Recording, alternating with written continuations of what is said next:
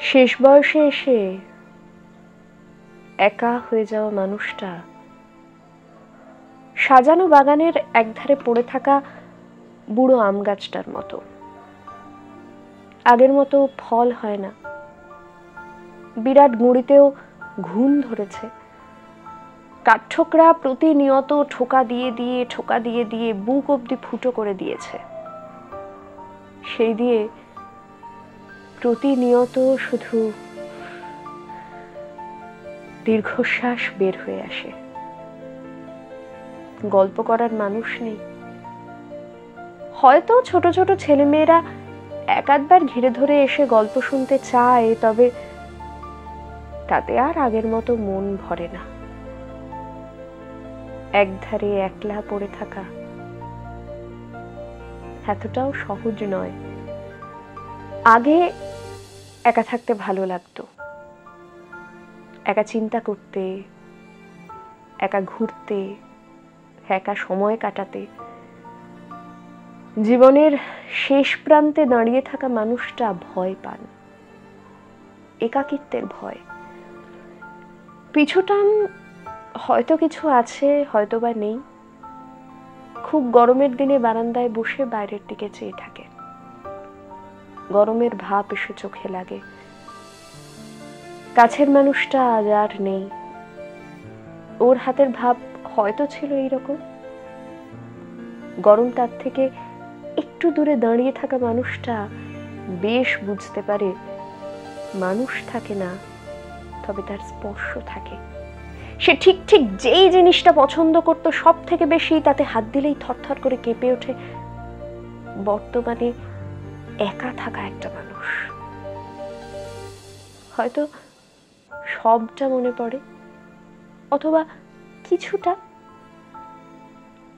সবটা ভুলে বেঁচে থাকা সহজ।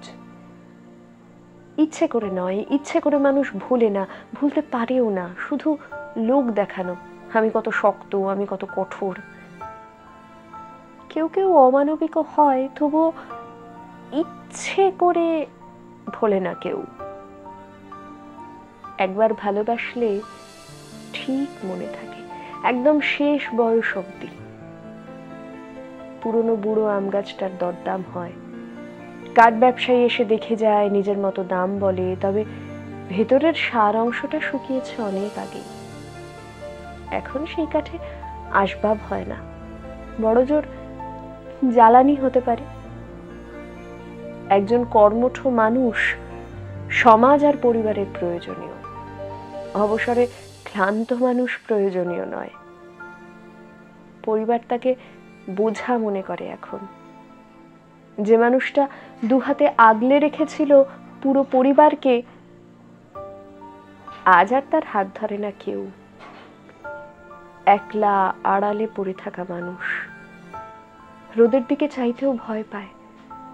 রোদের তেজ যদি চোখ অব্দি পুড়িয়ে দেয়, এখন আর সাহস হয় না। সাহস করতে ইচ্ছেও হয় না।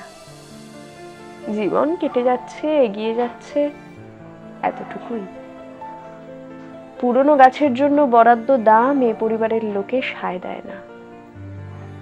ওর সামনে দাঁড়িয়ে কথা বলে। গাছ হয়তো শব্দ বোঝে না, তাই ঠায় দাঁড়িয়ে থাকে। মানুষ শব্দ বোঝে। ওই একা হয়ে যাওয়া মানুষটা শব্দ বোঝে, নিজের অপ্রয়োজনীয়তাও বোঝে। আত্মসম্মান হয়তো থাকে, তবে শেষে এসে তা আর কাজে দেয় না। তখন অতিরিক্ত হয়েই পড়ে থাকে। কেউ কেউ একটু সাহস করে, তখন বাইরে গিয়ে মানুষ দেখে। বুকের কাছটা চাপ ধরা একটা কষ্ট হয়।